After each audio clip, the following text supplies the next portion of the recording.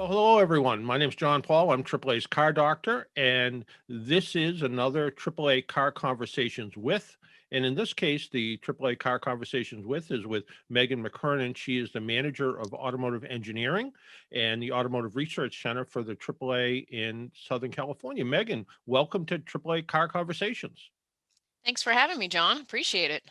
Well, every year, uh, you folks put out a different version. I shouldn't say that. A different version of the car guide. It was the green car guide for a bunch of years, and now it's just turned into the car guide. But can you tell us about the car guide? And I actually happen to have one right here. Oh, I was And going to do the same yeah, thing. yeah, and tell us about kind of the purpose of it, why you put it together, and how you're helping to try to educate consumers and our members about car buying. Sure. So, as you mentioned, this guide actually started as the Green Car Guide that we launched that back in 2010. And the focus of that book was only on green vehicles, so EVs, hybrids, plug-ins, etc. And starting for the 2020 version, we decided that we wanted to expand that. So we include green vehicles, but in addition to that, we're also including vehicles that are either completely redesigned or an all new model for the given model year. And one of the primary focuses that we have for that as well is safety. So every vehicle that we test has to be um, um, has to include at least one ADAS feature. So that could be automatic high beams, it could be blind spot monitoring, lane keeping assist, etc. And the book focuses on a lot of things. It focuses on safety, focuses on the latest and greatest technologies in the automotive space. We also include information on studies that AAA does on various ADAS systems, fuel economy, and other things that we do research on. And then, of course, the bulk of the book is the reviews of all the vehicles that we've tested. And some of that information is um, critical to car buying, but some of it's just plain, real interesting common sense, like the idea of, not using premium fuel in a car that doesn't need it. And, the Automotive Research Center did a lot on that. A lot of, you mentioned the ADAS systems, the automatic driver assistance systems. And Mhm. you folks, in conjunction with AAA National, did a lot of research on kind of the ones that work better than others for a while. And I remember seeing a video of a motorcycle going by a blind spot monitor and it missed the motorcycle, or Mhm. some of the testing that you folks did. And you had this sort of foam car that apparently you got really good at putting back together We did. when some of the braking systems didn't work quite as well as others. Yeah, so that's, really been a focus, as you mentioned, aside from the book, and we include the information in the book, but really a focus for the Automotive Research Center and working with AAA National is looking at these systems and not trying to say, manufacturer A is better than manufacturer B. That's not our goal, but our goal is really to look at the systems in whole and see how do they work?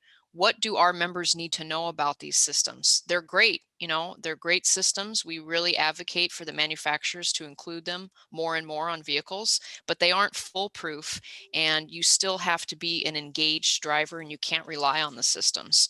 So yes, in the guide, we do include information on a lot of those studies.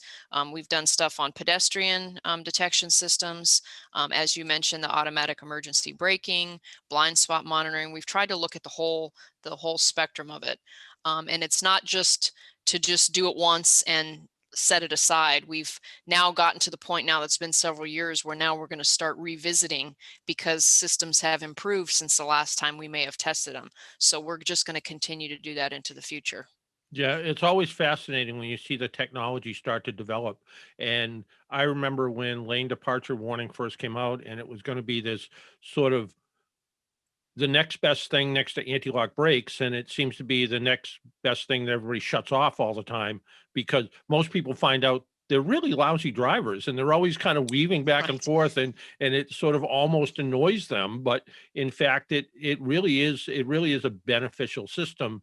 But you have to be aware that your own driving is going to affect it. So it is pretty interesting. Can you tell us a little bit about the Automotive Research Center? I had the pleasure of going there, but can you tell us a little bit about some of the things you do there? It was a fascinating visit when I was there, and it was as I recall, it was a warm September day, but yet it was 25 degrees, I think, inside the research center. Yeah. So the Automotive Research Center itself has actually been in existence since early 1900s. And then in the 60s, we started as an emissions lab, and we were one of the very first in Southern California, in fact. And we've evolved to do other things, other research like we've been discussing. But kind of the, focal point of our research center is the lab. And we have a full emissions laboratory where we have a four-wheel drive chassis dyno, and we can do fuel economy and emissions testing on vehicles, as well as range testing on electric vehicles. And in the test cell, we can take it all the way up to 95 degrees or bring it all the way down to 20. And that allows us to do, a full range of testing. One of the projects that we've done, we looked at how temperature affects EV range as an example. So yes, that the lab that you're referring to, that's kind of the centerpiece of what we do here. And we do the studies as we've been discussing with AAA National. We do a lot of studies on our own as well. And really, again, our focus is on, looking at fuel economy, looking at emissions, vehicle safety, obviously the car guide. We test over 40 vehicles every year. Um, and really that's what we're all about. And Yeah. we're all about providing information to our members, just to make them more educated on what's going on in the automotive world and help them make car buying decisions and make them be better, safer drivers.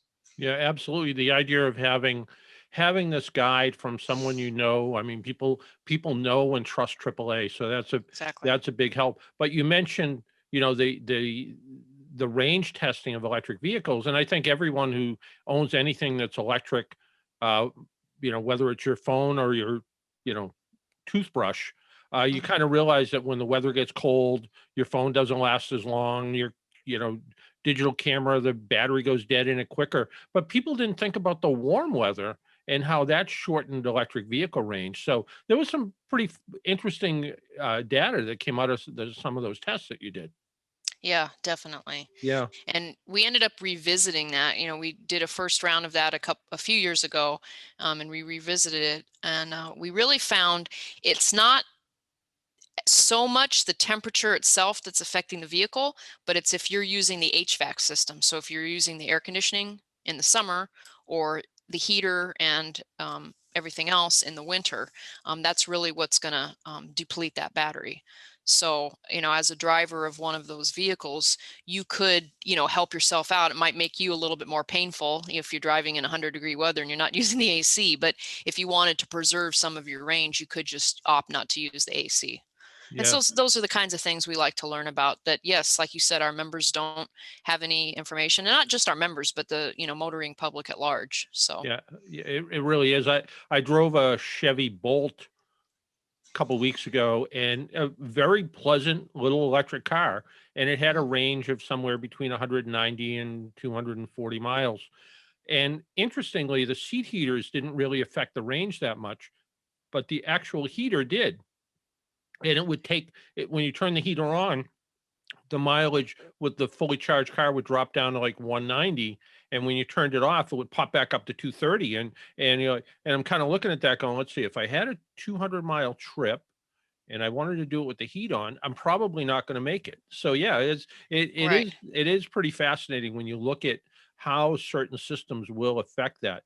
Now, the car guide, the 2020 car guide, um, you also picked some of your top picks out of that. Can you tell us about some of those? Yeah. So what we do for the guide, um, like I said, we evaluate over 40 vehicles in a given year, and we have carryover vehicles. So last year's guide included 50, and that's pickup trucks, sedans, hatchbacks, minivans, wide range of vehicles. And we rate all of those on several categories: visibility, entry exit, um, ride comfort, fuel economy, etc. And then based on their category, we end up with winners.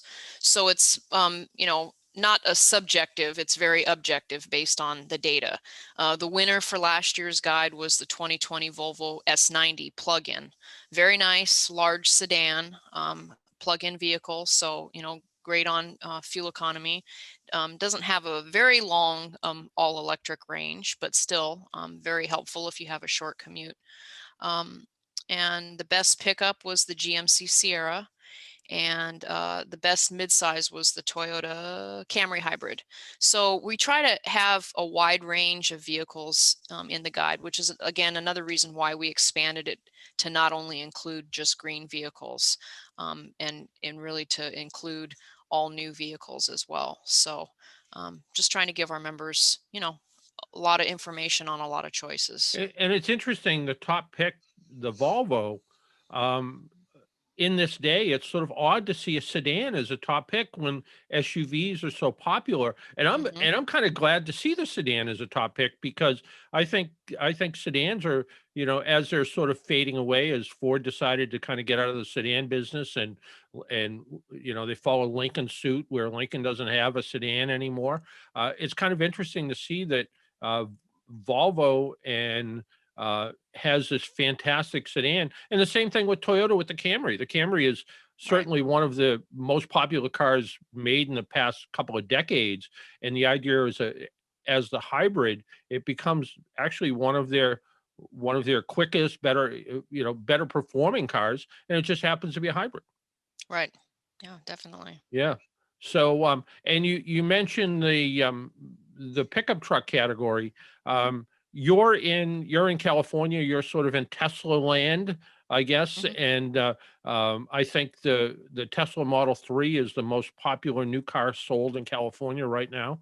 It I is. Yeah. know near where I live, there's a former Navy base that has been turned into kind of mid to upscale housing sort of thing. I drove through there one day, and it seemed like all I saw was Teslas. And as you look at this, what's your impression of kind of the electric car market? Where's it going to go? Well, what we've been finding, in our research, because we're out there looking for um, all these vehicles to test. I mean, everything is becoming more and more electrified, and consumers have much more choice. When electric vehicles first came out, it was everybody thought you're just going to be stuck in some small, tiny little electric vehicle. And we're finding that no, actually, and not necessarily all electric, but you find hybrids across the board. Minivans that are hybrids, even a plug-in like the Hmm. Chrysler Pacifica. Um, and we only see it continuing to increase. I mean, plug-ins and all electric vehicles, there's more and more choices out there. And pretty soon apparently we're going to have some pickup trucks with Rivian, and the GMC Hummer, and of course Tesla Cybertruck. So and even there's talk of F-150 having Yeah. an electric or at least a hybrid version. So yeah, you're really going to continue to see that increase. Yeah, I saw something just the other day that FedEx has 100 electric delivery vans now that they're pilot testing and trying them Yeah. out, and that seems like a perfect use for that because most of the time they're sitting more than they're going because they're going from kind of house to house to deliver something or business to Right. business to deliver something. So it makes a lot of sense. There was some time back, and I've been saying it for a while, and I may have stolen it from someone else, that maybe in 20 years, a gasoline car may be as rare as a car with a manual transmission these days. And, maybe that's the case as we're starting to see more and more electric cars. I didn't get to drive it for long, but I drove the new Mustang Mach-E for a couple of days, and pretty impressive vehicle. Well, there, I we haven't been able to get our hands on one yet. We've been told the fleet here in Southern California that we should have one in the next couple of months. So we're looking forward to testing that one. I still cringe at the idea of a four-door Mustang hatchback, but, yeah, but somebody said to me, "It's probably generational. You're probably just too old, and that's why," uh, but, and you look at these cars, and you look at the cars you test and how you test them, and the idea that you're putting, these cars together in, just a really well done book. But it's not just a book. You can go online and you can read the digital version of it too, right? Yes, definitely. So online we have National helps support that. We have not only the information about the guide, but a searchable database where you could go through and say, okay, I only want to see hatchbacks, or I only want to see sedans, I only want to see pickups. And it'll take you through, and then it'll bring up all the information on those reviews. And then in addition to that, there's also the digital ebook that you could download and flip through the pages of that if you don't want a hard copy of the book. And that's really helped us to get this out nationwide as well. Yeah, don't download it and print it. It's like 300 pages. No, right. Yeah, you'll run out of paper fast. So no, the information's pretty incredible in there, and the idea that, and you must get these comments and questions all the time when people say, "Well, I want to buy something new and I don't know what I want," Mhm. and just the idea that you can kind of help someone with that decision. And now, of course, car buying is a personal decision, and there people like one thing or they like another. Somebody kind of, I guess, yelled at me, so they used all capital letters when they did it in an email because I said something about um, the Hellcat Red Eye. And they're like, "Why would you talk about a car like that and then talk about a Chevy Bolt at the same time?" And I'm like, "Well, I'm kind of happy. Would I ever buy a Hellcat Red Eye? Probably not, because I can't afford it. But am I glad they built it? Absolutely. As glad as they built a Chevy Bolt. Right. There's a car for everyone. But the idea that you can bring someone to the guide, or they can look it up online, and they can kind of narrow their focus down a little bit. There's hundreds and hundreds of makes and models of cars out there. And the idea that when somebody says, "Okay, I have a $50,000 budget, what should I buy?" Okay, now you've narrowed that 350 cars down to 200. There's still a Hmm. lot of choices for people. And the idea Right. that you can say, "What's important to you? How important is safety?" Well, it's important to everybody. How important is being green, low emissions? Well, it's kind of important. Is it as important? Maybe it isn't. Okay, let's now we've changed the choices a little bit. How about Right. rear seat room? How important is that to you? And the idea that the AAA car guide helps people in that buying decision when it's probably the second or third most expensive decision they're going to make in their life, behind their mortgage and their kids' college. Um, Right. yeah, you don't want to make a mistake when you're buying a car, and something like the AAA car guide is a big help for that. It is. And, to your point, we really advocate for giving people choice too. Yes, not everybody can afford every car that's out there, and for some people green is more important, but somebody might really want the big, heavy duty pickup truck, and that's their choice. And we want to provide the information in the book, and we want to do it in such a way as well. Safety again is one of the top priorities. But even though we want to get away from calling it the green car guide, again, one of the criteria is that if a vehicle is considered green, it's included in the book. Mhm. And two of the categories that we rate the vehicles on are fuel economy and emissions. So we still see that as being very important.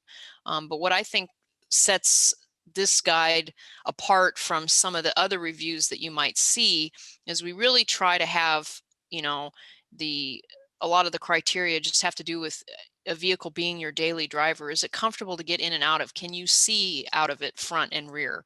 How's the ride comfort? Yes, we do acceleration testing, and yes, we we do a slalom test for these vehicles, but it's not all about, it's the fastest car that's out there and it has the, the greatest sounding stereo. We really are trying to get at what we think consumers are really looking at when they're making that purchase decision.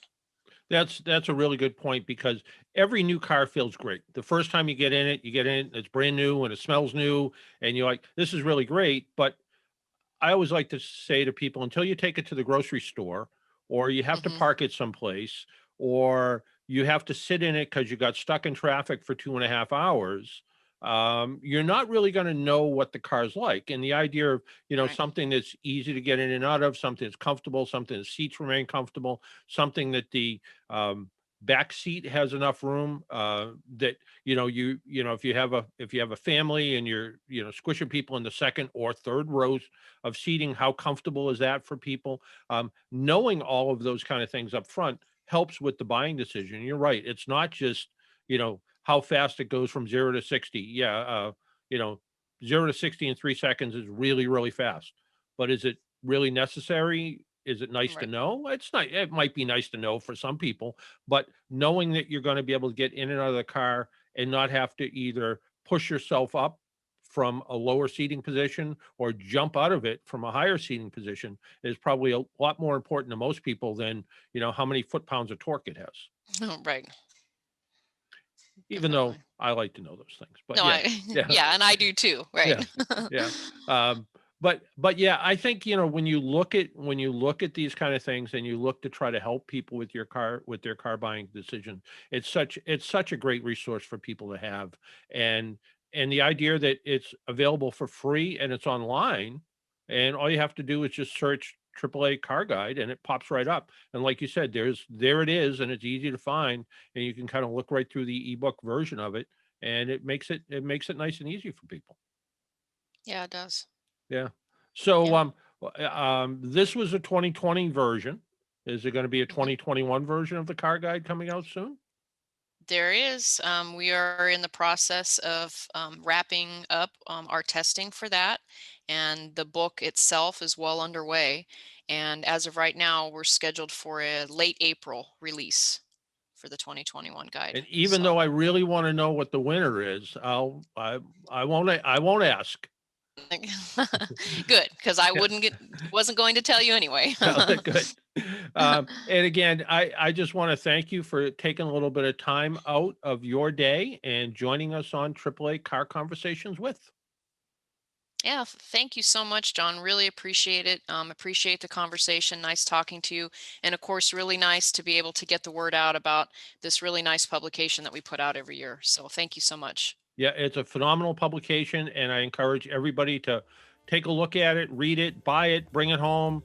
It's just a great publication. So, and again, thank you very much. Thanks, John.